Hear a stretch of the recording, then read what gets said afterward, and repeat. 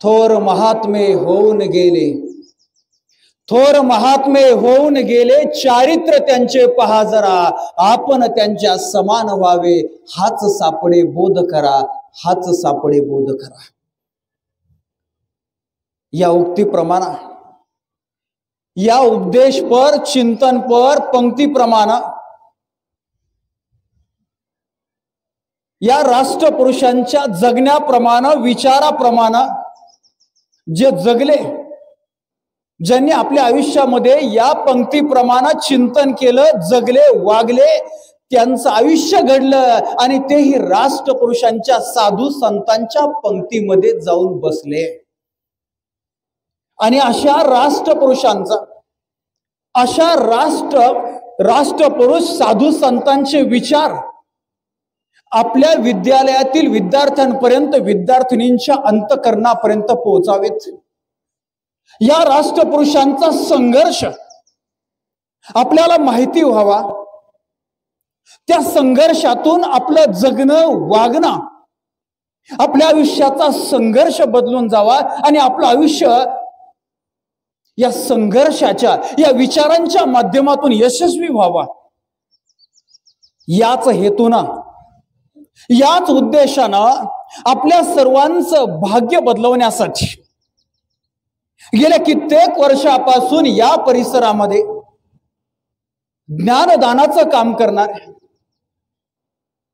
तुमच्या सर्वांचं उज्ज्वल भविष्य घडवण्याचं काम करणारे या विद्या मंदिरामध्ये, अर्थातच भाग्योदय विद्यालयामध्ये या कार्यक्रमाचं आयोजनच यासाठी केलंय की आपल्या सर्वांना एक तरी विचार असा मिळावा, एक तरी प्रसंग, एक तरी दृष्टिकोन असा मिळावा की ज्यातून आपलं आयुष्य बदलू शकतं. जेव्हा जेव्हा आपल्या आयुष्यामध्ये कठीण परिस्थिती येईल, कठीण प्रसंग येईल, संकट येईल, अडचण येईल, त्यावेळेस या राष्ट्रपुरुषांचे विचार, त्यांचा संघर्ष, त्यांचं जगणं आपल्याला आठवावं आणि ते आठवण्यासाठी तुमच्या अंतःकरणात साठवावं लागणार आहे. आणि ते साठवण्यासाठी अशा प्रकारचे कार्यक्रम घ्यावे लागणार आहेत. आणि अशा प्रकारचे कार्यक्रम या अहमदनगर शहरामध्ये सर्वाधिक प्रमाणामध्ये आयोजित करणारे आपलं भाग्योदय विद्यालय, आणि या विद्यालयासाठी एकदा कडाडून टाळ्या व्हायला पाहिजे विद्यार्थी मित्र.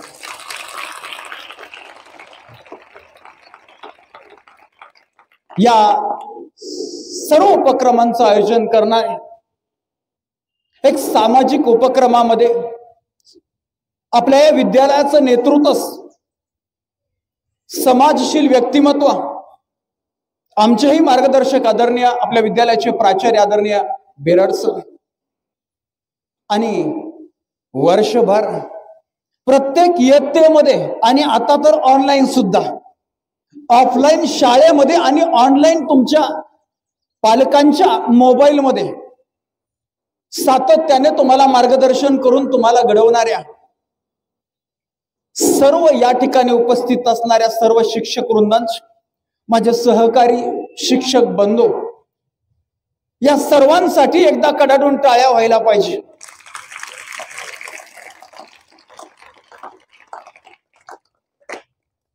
खरं तर आज ज्यांचा जन्मदिन युवा दिन म्हणून साजरा केला जातो आणि ज्यांना संस्काराचं विद्यापीठ म्हणून गणलं जातं, अशा दोन राष्ट्रधुरीणांच्या जन्मोत्सव जयंती आपण या विद्यालयामध्ये, या मातीमध्ये आणि आजच्या या उपक्रमामध्ये साजरी करत आहोत. खरं तर ही भूमी, आपला भारत देश, अशा अनेक राष्ट्रपुरुषांच्या कर्तृत्वाने, संघर्षानं, त्यागानं आणि बलिदानानं भारवलेला आहे. म्हणून तर या भारत भूमीचं एका शाहिरानं वर्णन केलं.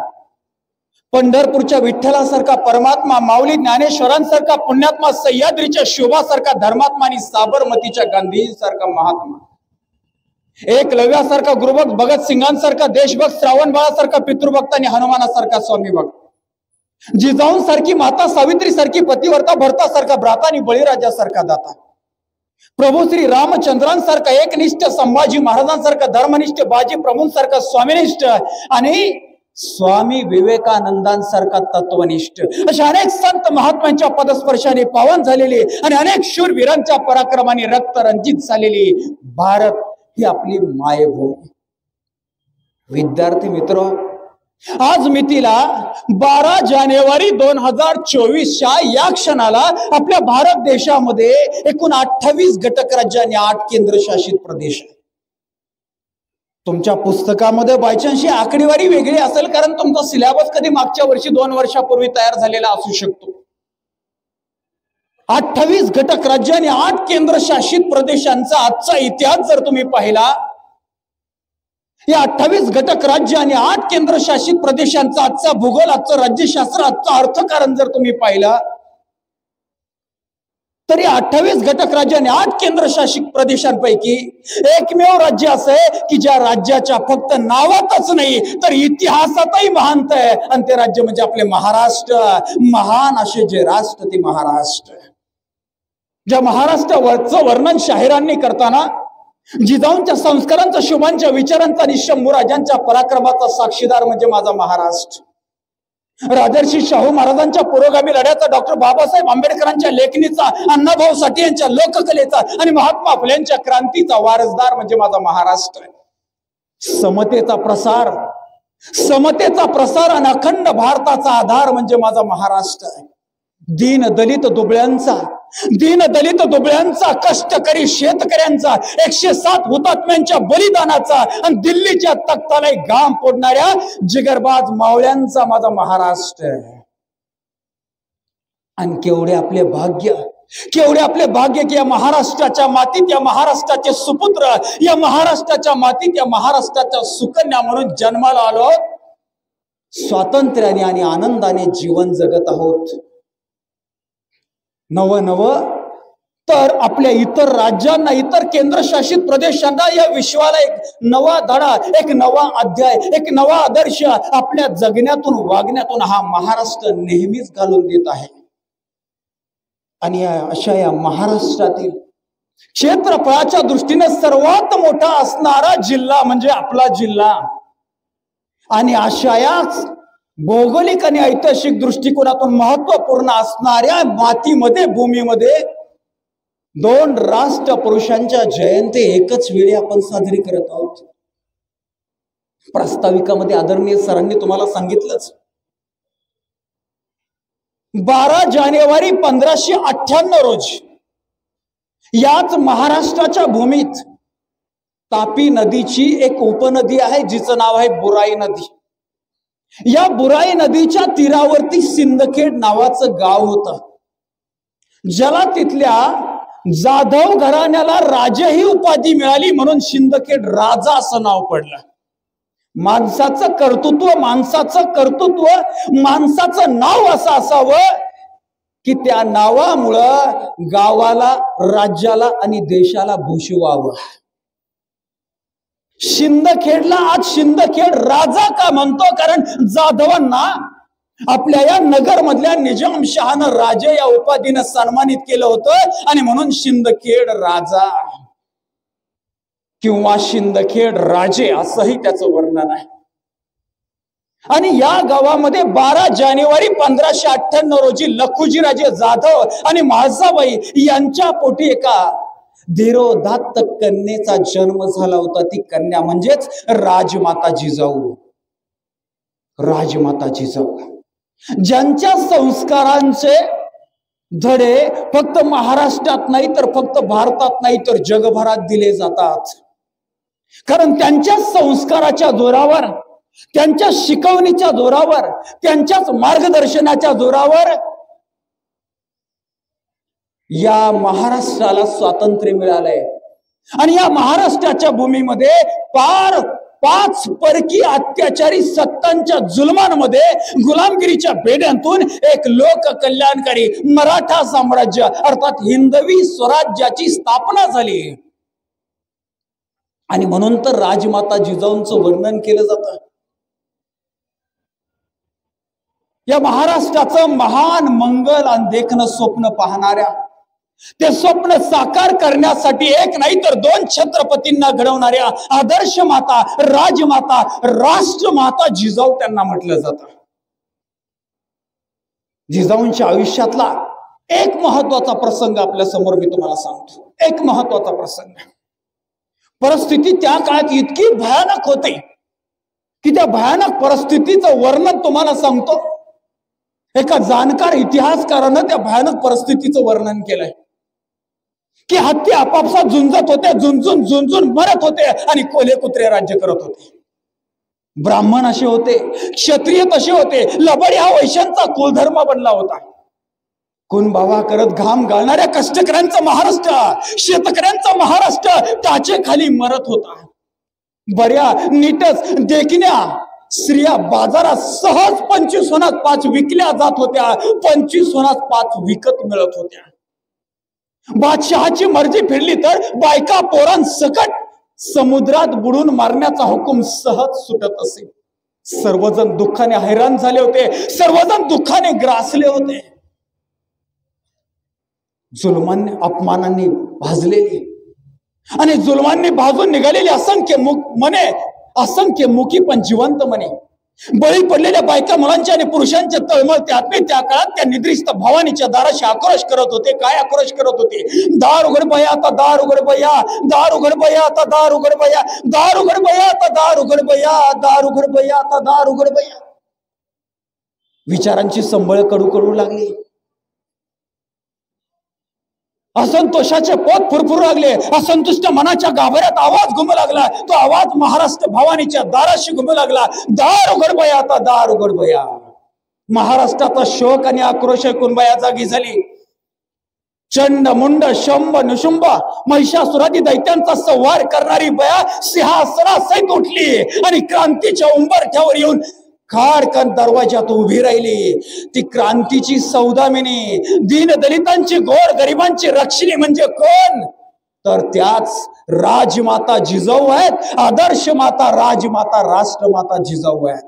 आणि असं म्हटलं जातं, जेव्हा दशदिशांनी संकटांचे दुर्दैवी फेरे सुरू होतात, जेव्हा दशदिशांनी संकटांचे दुर्दैवी फेरे सुरू होतात, राष्ट्राच्या चैतन्यमय जीवनावर एकसारखे प्रहार केले जातात, तेव्हा राष्ट्रमातेच्या करुण किंकाळ्या ऐकून तिच्याच उदरातून जन्म घेतो तिचाच मुक्तिदाता. आणि याच उक्तीप्रमाणे दिनांक 19 फेब्रुवारी 1630 रोजी पुणे जिल्ह्यातील जुन्नर तालुक्यातील शिवनेरी किल्ल्यावर जिजाऊ आणि शहाजीराजे यांच्या पोटी शुभांचा जन्म झाला. आणि मग पुढे हिंदवी स्वराज्याचा हा सगळा प्रवास सुरू झाला. अशा महान विभूती, सुसंस्कारी व्यक्तिमत्वाची जयंती आज आपण साजरी करत आहोत. याच उपक्रमामध्ये दिनांक 12 जानेवारी 1863 रोज कोलकाता शहरातील दत्त घराण्यामध्ये भुवनेश्वरी देवी आणि विश्वनाथ बाबू यांच्या पोटी नरेंद्रचा जन्म झाला, ज्यांना आपण स्वामी विवेकानंद म्हणून ओळखतो, ज्यांना जगातल्या युवकांचं प्रेरणास्थान मानलं जातं, भारतातल्या युवकांचं प्रेरणास्थान मानलं जातं. म्हणून त्यांचा जन्मदिन आपल्या संपूर्ण भारत देशामध्ये राष्ट्रीय युवा दिन म्हणून साजरा केला जातो. खरं तर जागतिक युवा दिन जर तुम्हाला माहिती करून घ्यायचा असेल तर तो 12 ऑगस्ट आहे, परंतु राष्ट्रीय युवा दिन 12 जानेवारी हा दोन्हीतला फरक लक्षात राहू द्या. ज्या स्वामी विवेकानंदांनी जगभरातल्या युवकांना एक आदर्श, युवकांना जीवन कसं जगावं याचा आदर्श सांगितला आपल्या सर्वांना, आणि तो पिढ्यान पिढी आपल्याला मार्गदर्शन करत राहणार आहे. स्वामी विवेकानंद नेहमी म्हणायचे की मला युवकांच्या, त्या देशातल्या युवकांच्या मुखात कोणतं गाणं आहे ते गाणं ऐकवा, मी त्या देशाचं भविष्य सांगतो. आणि म्हणून तुम्ही सगळ्यांनी आठवा की आपल्याला पटकन एखादं गाणं जर म्हणायला सांगितलं तर आपण कोणतं गाणं म्हणणार, आणि त्या गाण्यावरून आपल्या देशाचं भविष्य ठरणार आहे असं स्वामी विवेकानंदांनी सांगितलंय. म्हणून गाणे ऐकत असताना, गाणे म्हणत असताना सुद्धा आपण तेवढे आदर्श, तेवढे चांगले, तेवढे अर्थपूर्ण, तेवढे सुसंस्कारी, तेवढे उपयुक्त, फायद्याचे असतील याचा आपण विचार करायला हवा. कारण डोक्यामध्ये जेवढे इनपुट होणार आहे तुमच्या आयुष्यामध्ये जगण्यातून, वागण्यातून, तुमच्या वर्तनातून, पुढे तुमच्या नोकरीच्या, व्यवसायाच्या माध्यमातून तेच आउटपुट येणार आहे.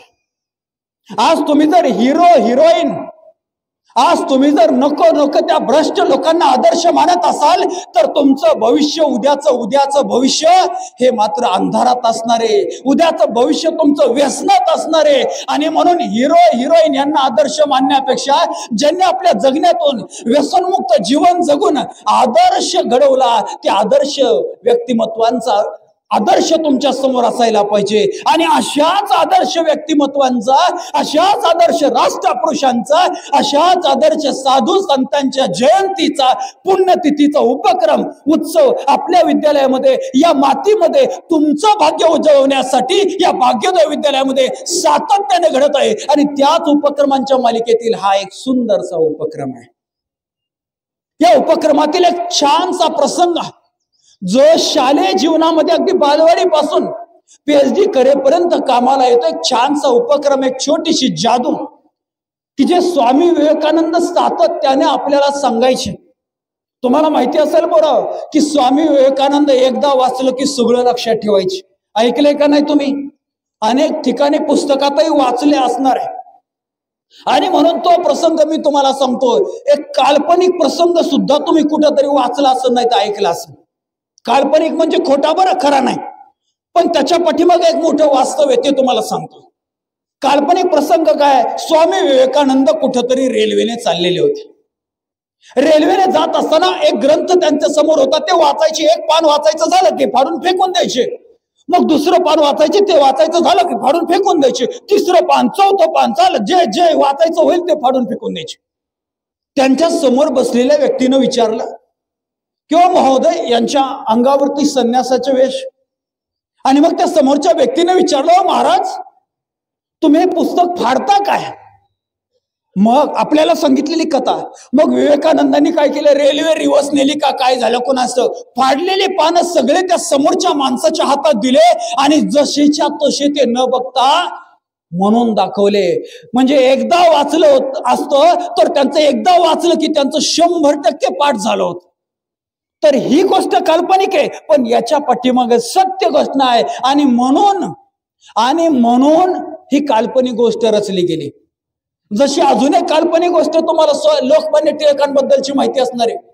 काय तर कुणीतरी वर्गामध्ये शेंगा खाऊन टरफले टाकली होती. खर तर शेंगा खात नसतात, शेंगदाणे खातात आणि टरफले टाकतात, बरोबर आहे की नाही? पण आपण खोटं म्हणत असतो, शेंगा खातून टरफले टाक. गुरुजी आले. गुरुजी आल्यानंतर म्हटलं, शेंगा कोणी खाल्ल्या? तर कुणीच तयार व्हायना. आजही बऱ्याच वेळा असं होतं, बडबड कोणी केलीस, कोण बडबड करीत होतो, गोंधळ करीत होतो, सर्व वर्गात आली सगळे शांत, मी नाही बा. तसं सगळ्या वर्गामध्ये सगळे शांत, कुणीच तयार व्हायना. तेवढ्याच गुरुजींनी, तेव्हाच गुरुजी म्हणायचे सरांना, गुरुजींनी टिळकांना उभा केलं, म्हणले भर शेंगा, टरफलं भर. तर त्यावेळेस आपल्याला सांगितलं की लोकमान्य टिळक म्हणले, मी शेंगा खाल्ल्या नाही, मी टरफले उचलणार नाही.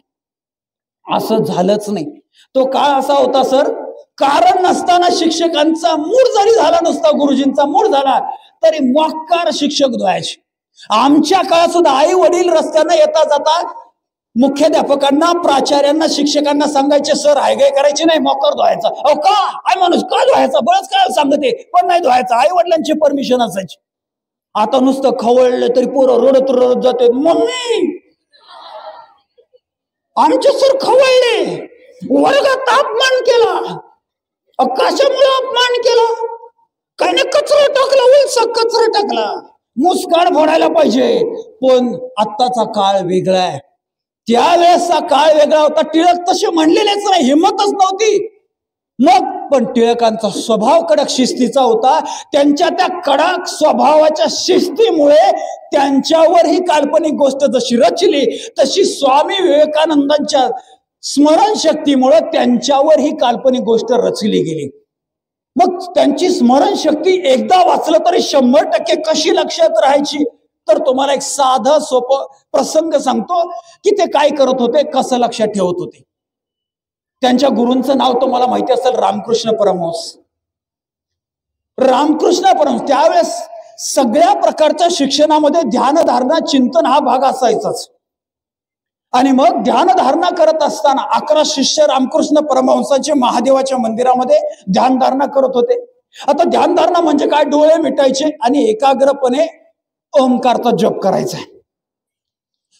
तुम्ही दर शनिवारी मला वाटतं शाळेमध्ये पीटी करत असताल, बरोबर ना? पीटी करत असताना काही वेळेला तुमची ध्यानधारणा घेत असतील सर. डोळे मिटायचे आणि डोळे मिटून मग ओंकार म्हणायचा किंवा शांत चित्तेनं 1 मिनिट 2 मिनिट बसायचं डोळे मिटून. पण काही काही भामटे पूर्ण डोळे बंद करत नाहीत. असे बघते गुरुजी कुठे गेले, गुरुजी कुठे गेले, त्याच्यातून बघते डोळे उघडे ठेवून. तसंच रामकृष्ण परमहंसांच्या या विद्यार्थ्यांची शिष्यांची महादेवाच्या मंदिरामध्ये ध्यानधारणा करत असताना काही जण जागे होते, एकाग्रपणे ध्यानधारणा करतच नव्हते. तेवढ्यात काय झालं, महादेवाच्या मंदिरातून बाहेर पाणी जायला जी बीळ असतं, जागा असते, तिथून एक साप आला. साप फुसफुस फुसफुस करत आतमध्ये आला. काही जण जागे होते, काहींचे डोळे उघडे होते, त्यांनी आवाज ऐकला, काहींना साप दिसला, पळाले ना दोन. साप दिसल्यावर कोण थांबणार आहे का? इथं साप दिसला, मला सांगा बरं. तुम्हाला शेळके सरचं व्याख्यान चालू आहे, बेरड सर सगळे शिक्षक मंडळी बसलेले, नाही बसूनच राहतो मी. धूम पळताना तिकडे मातीत जाऊ ते शेळके सर बिन काय वा. तसे बाकीचे पळून गेले, पण स्वामी विवेकानंद पळून गेले नाही, उठलेच नाही. का? तर झालं काय, त्यांना सापाचा आवाजही आला नाही आणि त्यांना सापही दिसला नाही. साप दिसला नाही कारण त्यांनी घट्ट डोळे मिटलेले होते. आवाज आला नाही कारण ते इतके एकाग्रपणे त्या ध्यान धारणेमध्ये चिंतनामध्ये व्यग्र होते की त्यांना बाहेरचा कुठलाच आवाज आलेला नाही. साप आत आला, बाहेरचे त्यांचे मित्र सहकारी पळून गेलेले बाहेरून हाक मारताय. आता तो साप स्वामी विवेकानंदांच्या मांडीवर आलाय. आता काय करावं? मागच्या महिन्यात एक पेपरला बातमी वाचली, एका माणसाच्या अंगावर रात्रभर साप खेळलाय, त्याला माहितीच नाही. घरच्या लोकांनी पाहिला, 1-2 बहादरांनी व्हिडिओ काढला, पण करावा काय? नंतर तो साप निघून गेला, तिकडे बाजूला गेला, पकडला, मारला, तो भाग वेगळा. आणि दुसऱ्या दिवशी त्याला व्हिडिओ दाखवला, व्हिडिओ पाहून गेला. साप अंगावर होता त्यावेळेस नाही गेला, व्हिडिओ पण माझ्या अंगावर साप होता रातभर, हा गेला झटके नरशी. असले काळजे आपले. तर स्वामी विवेकानंदांच्या अंगावर साप खेळला आणि थोड्या वेळाने निघून बी गेला. सापानं स्वामी विवेकानंदांना का नाही की काहीच नाही धक्का लावला, का चावला नाही, का बरं? तर काही लोकांनी अफवा पसरवली की विवेकानंद काहीतरी देव वगैरे पाठीशी असल्या कारणानं काहीतरी देव माणूस, चमत्कारिक माणूस म्हणून साप. तसा अजिबात नाही. सापाला धक्का लावला नाही तर साप काहीच करत नाही. हा साधा सोपा हिशोबे. साप निघून गेला, साप निघून गेला. स्वामी विवेकानंदांनी एकदा पुस्तक वाचलं, एकदा एखादा गोष्ट ऐकली तर त्यांच्या 100% लक्षात राहायचं. त्याचं सगळ्यात महत्वाचं कारण आहे त्यांची एकाग्रता, कॉन्सन्ट्रेशन. ते ध्यान धारणेला बसले, एकदा बसले की त्यांना बाहेरचा आवाज येत नव्हता, त्यांना काही ऐकायला यायचं नाही आणि त्यांना काही दिसायचंही नाही. एवढ्या एकाग्रपणे तुम्ही 1लीचे असो, 5वीचे असो, 10वीचे असो, 12वीचे असो, सेटनेट वाले असो, PhD वाले असो, एवढ्या एकाग्रपणे जर तुम्ही शिक्षकांचं, सरांचं लेक्चर ऐकलं तर तुम्ही सुद्धा एक पाठीवाल. एकदा वाचलं तर लक्षात ठेवा. मात्र आपलं होतं कसं, बऱ्याच वेळा काही जणांकडे मोबाईल असेल तर मग तर वाटूच, पण नसल मोबाईल तर चांगलं. पण काही जणांचं असं होतं की असं सकाळी उठायचं, मोबाईल घ्यायचा, कोणाला तरी गुड मॉर्निंगचा मेसेज टाकायचा आणि मग अभ्यासाला सुरुवात. 2 मिनिटाला बघतो कोणा रिप्लाय आला का नाही, रिप्लाय आला का नाही. 3 मिनिटाला बघतो रिप्लाय आला का नाही. संध्याकाळपर्यंत बघतोय हा गुड मॉर्निंगचा रिप्लाय आला का नाही. हॅकीने 2 दिवस झाले तुझा नंबर ब्लॉक करून ठेवलाय, तिनं तू काल मेसेज टाकितो. मग मला सांगा, तुमचं एकाग्रता तुमची होणार आहे का? तुमचं कॉन्सन्ट्रेशन होणार आहे का? आणि जर तुम्ही एकाग्रपणे लक्ष दिलंच नाही तर तुमच्या लक्षात कसं राहणार आहे? तुमचं लक्ष दुसरीकडे तर लक्षात राहणार नाही. एक साधा प्रयोग तुम्हाला सांगतो, त्या प्रयोगाच्या माध्यमातून तुम्हाला अजून चांगलं समजेल की वर्गात काय, अशा कार्यक्रमाला काय, प्रवचनात काय, कीर्तनात काय, कुठेही बसल्यानंतर ते जर तुम्हाला जसंच्या तसं लक्षात ठेवायचं असेल तर एकाग्रता किती कामाची आहे. मी तुम्हाला एक जादूचा प्रयोग सांगतो. तुम्हाला सर्वांना मराठी समजते? सर्वांना मराठी समजते. ओके, धन्यवाद. ताटकाना ठेवून बसा गड्या. बेरड सर आता मला सांगून गेले की हे सगळ्या पोरांच्या लग्नापासून सगळे आपण बघत असतो म्हणे. हे काय म्हाताऱ्याने बसले, यांची कशी लग्न करायचं? असे बसा एकदम ताट. हा, आता मी सांगन तशी कृती करायची. मी बोलतोय ते कळलं? मी सांगन तशी कृती करायची. तुम्हाला मराठी कळते हे मला माहित असूनही मी तिसऱ्यांदा सूचना सांगतोय, मी सांगेल तशी कृती करायची. सर्वांनी आपले विद्यार्थी आणि विद्यार्थिनींसाठी महत्वाची सूचना, सर्वांनी आपले दोन्हीही हात वरती करायचे. सर्वांनी आपले दोन्हीही हात वरती करायचे. एखाद्याने जर दोन्ही हात वरती केले नाही, लाजला आणि त्याचं लग्न झाल्यावर जर त्याची बायको पळून गेली, आपल्याला नाही घेणं देणं. त्याचं लग्नात नाही झालं तर आपल्याला जबाबदार नाही. आता सांगतोय बेरड सरांसमोर, सगळ्या शिक्षकांसमोर, लाजायचं भिजायचं नाही. दोन्ही हात वरती केले. आता सर्वांनी हळूहळू हळूहळू याच्या त्याच्याकडे बघायचं नाही. याच्या त्याच्याकडे अजिबात बघायचं नाही, समोर बघायचंय. आणि हळूहळू दोन्ही हात खाली आणायचे. खाली आणून आपल्या हनुवटीवरती दोन्ही हात ठेवायचे.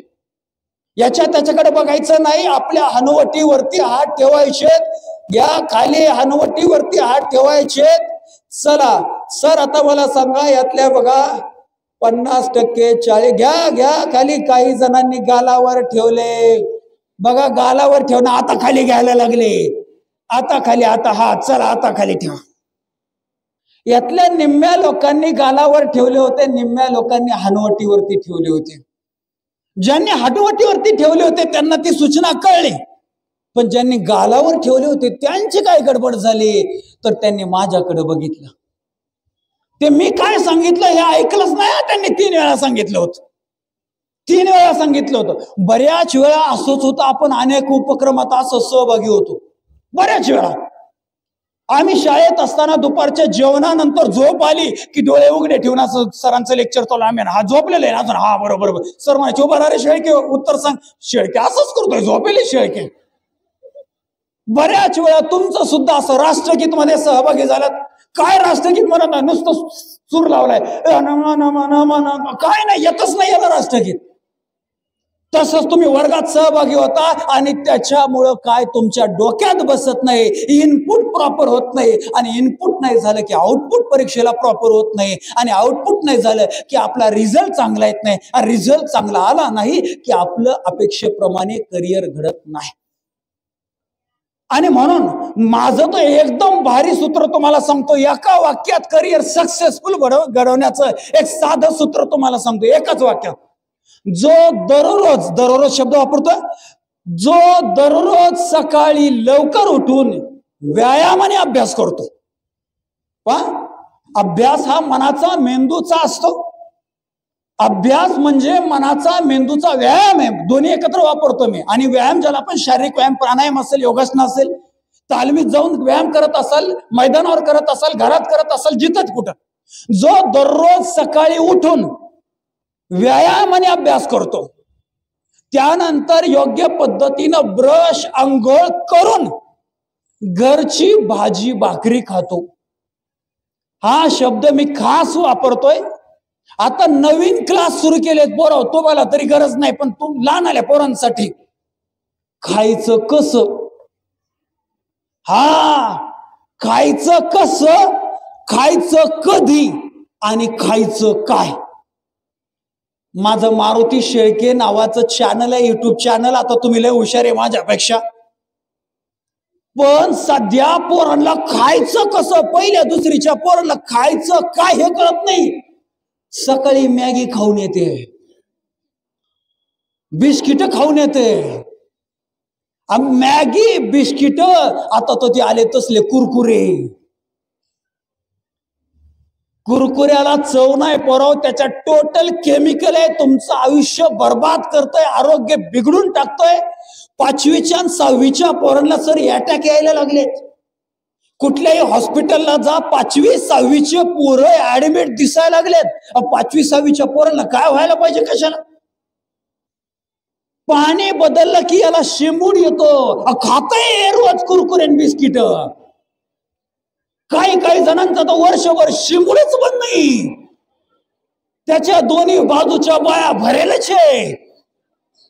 म्हणून मी तुम्हाला खास काय म्हटलं, घरची भाजी भाकरी जे खातात पा त्याचं करिअर 100% घडणारे. जो सकाळी लवकर उठून अभ्यास करतो, व्यायाम करतो, त्यानंतर योग्य पद्धतीनं ब्रश आंघोळ करतो, घरची भाजी भाकरी खातो, शाळेतला गृहपाठ पूर्ण करतो, शाळेत वेळेवर येतो, त्यानंतर रात्री काय असेल तुमचं काम, घरच्यांना कामात मदत करतो आणि रात्री लवकर झोपतो, त्याचं 101% करिअर 100% घडणारे. त्याला जे बनायचंय, त्याला जिथं पोहोचायचंय, त्याला जे करायचंय ते 100% घडणारे. फक्त एवढं एक वाक्य पाळायचं, सकाळी लवकर उठायचं, त्याचबरोबर व्यायामाने अभ्यास करायचा, ब्रश व्यवस्थित करून मग आंघोळ, आणि त्यानंतर मग घरची भाजी भाकरी. मी चपाती पोळी बी नाही म्हटलो. आपल्या महाराष्ट्रामध्ये ज्वारीची भाकरी सर्वात उपयुक्त आहे आरोग्यासाठी. म्हणून मी तुम्हाला भाजी भाकरी म्हणतो. सगळ्या प्रकारच्या भाजी भाकरी. वेळेवर शाळेत यायचं, शाळेचा अभ्यास वेळेवर पूर्ण करायचा, रात्री लवकर झोपायचं, संपला विषय. एवढ्या एका वाक्यात 100% करिअर घडणार आहे.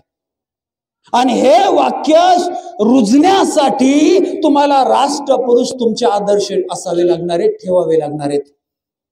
आणि म्हणून राष्ट्रपुरुषांच्या विचारांसाठी, राष्ट्रपुरुषांच्या सानिध्यात जाण्यासाठी त्यांची जयंती पुण्यतिथी आपल्याला साजरी करायची. राजमाता जिजाऊंच्या आयुष्यातला पुढचा प्रसंग सांगतो तुम्हाला. माझं एकला लेक्चर आहे, समारोप करत असताना जो 2 छोटे छोटे प्रसंग सांगतो आणि आपण या व्याख्यानामध्ये थांबणार आहोत. पण एकदा बसताना ताट, मला असं म्हाताऱ्यावानी जीव गेल्यासारखं बसलेलं अजिबात आवडत नाही. माझं 42 वर्ष वय कंप्लीट आहे, 43 रनिंग चालू आहे. मी आजही 25 किलोमीटर नॉनस्टॉप रनिंग करतो. रायगड किल्ल्यावर नॉनस्टॉप 2 वेळा वर पळत चढत जातो, खाली पळत चढत येतो, नॉनस्टॉप. 42व्या वर्षी पोरा हो तुम्ही तर 5वी 6वी 7वी 8वी 9वी 10वी 11वी म्हणजे काय ताट बसायचे असं मरकुड्यासारखं. काय होतं तुम्हाला माहितीये, पाईपला जर बेंड झालं तर पाणी पुढे योग्य जात नाही. तसं पाठीचा कणा जर सरळ असेल तर तुमचं ऐकणं, तुमचं बघणं, या सगळ्या गोष्टी जास्त इनपुट होतात आणि तुमच्या चांगल्या लक्षात राहतात. म्हणून लेक्चरला बसताना कुठेही बघा ताट बसायचं, ताट उभं आहे, उगा जीव गेल्यासारखं. आणि बरोबर सर सोयरीक बघा ना, काय सोयरीक बघायचं, असं ताट बस. काय सवय लावायची, बसा म्हणायचं सांगायला नाही पाहिजे, ताट बसायचंच कायम वर्षभर. नुसतं आत्ता सांगतोय म्हणून नाही तर कायम स्वरूपी. एक प्रसंग सांगतो तुम्हाला की राजमाता जिजाऊंनी किती वाईट परिस्थितीमध्ये चांगल्या पद्धतीचं, प्रत्येकाला चांगलं जीवन जगता यावं असं स्वराज्य उभारण्यासाठी प्रेरणा कशी दिली, तो प्रसंग आहे. पण तुम्हाला सगळ्यांना माहिती, 19 फेब्रुवारी 1630 रोजी छत्रपती शिवाजी महाराजांचा जन्म आहे. पण 1636 ला काय झालं माहितीये, 1636 पर्यंत शहाजीराजे भोसले म्हणजेच शिवाजी महाराजांचे वडील हे कधी निजामशाहकडं, कधी आदिलशाहकडं, कधी मोगलांकडं नोकरी करत होते, चाकरी करत होते.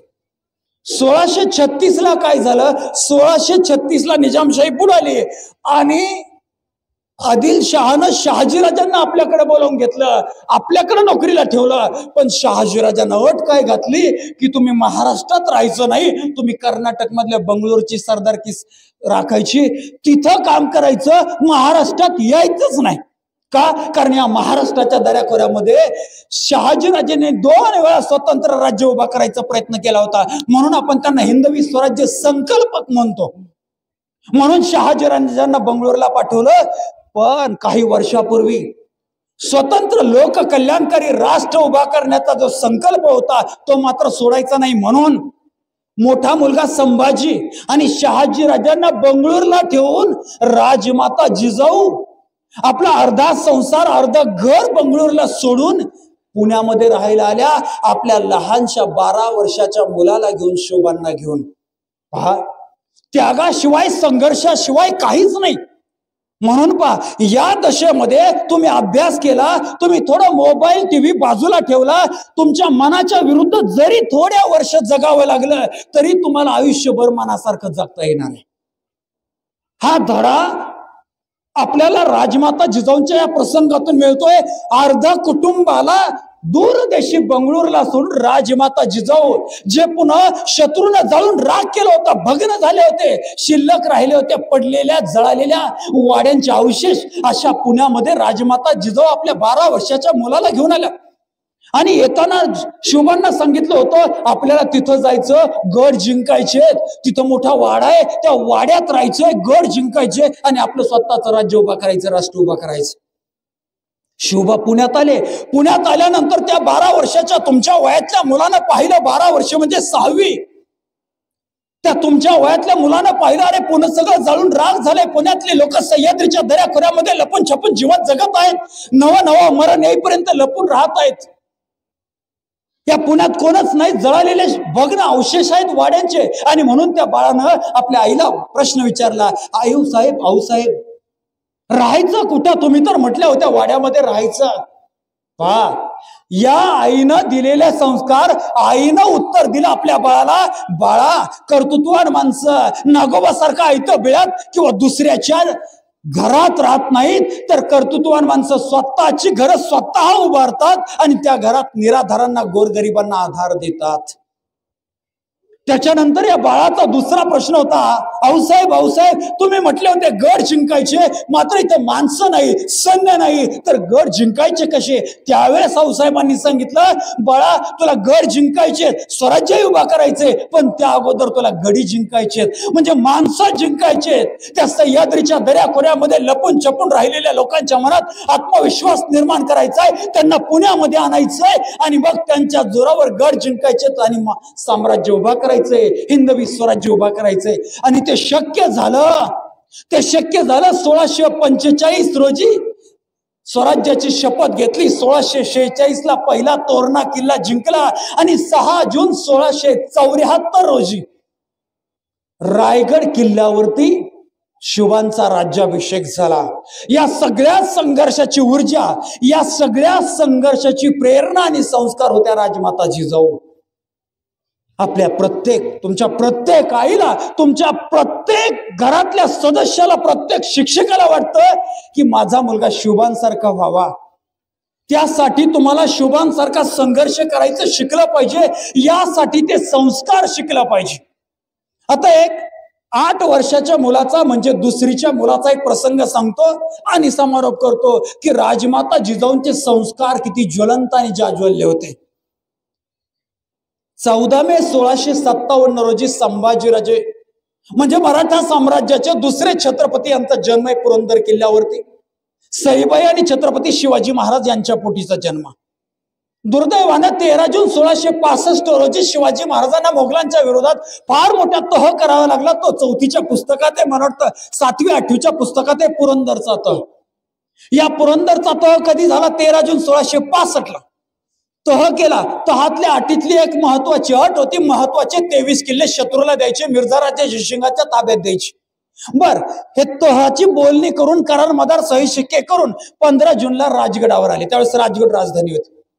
आणि हे सगळ्या अटी मान्य होईपर्यंत 8 वर्षाचा मुलगा संभाजीला जामीन ठेवायचं ठरलं होतं. म्हणून 17 जून 1665 रोजी संभाजी 8 वर्षाच्या मुलाला मिर्झा राजे जयसिंह यांच्या फौजेत, मोगलांच्या लाखोंच्या गराड्यात त्या फौजेत म्हणजे मृत्यूच्या जबड्यात पाठवले. स्वतः वडिलांनी पाठवले.